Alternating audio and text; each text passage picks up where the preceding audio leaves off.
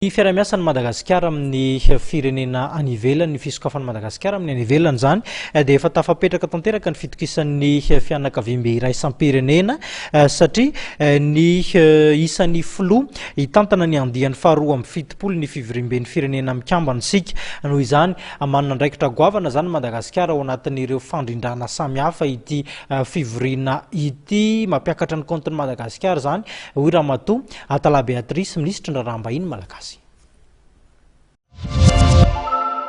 Voafidy ho filoha lefitry ny andiany faharoa amby fitopolo amin'ny fivoriam-ben'ny firenena mikambana izay ho tontosaina amin'ny volana septambra ho avy izao i Madagasikara. Tapaka izany nadrindrin'ny fifidianana izay notontosaina tany amin'ny fioben'ny firenena mikambana tany New York tamin'ity herinandro ity.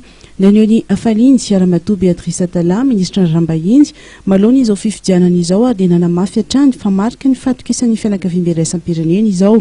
Tokony ahana roatra izany fahitana izao tontolo izao antsika izany isika hoy izy mba hanamafisana ireo hetsika fampandrosoana ny firenena.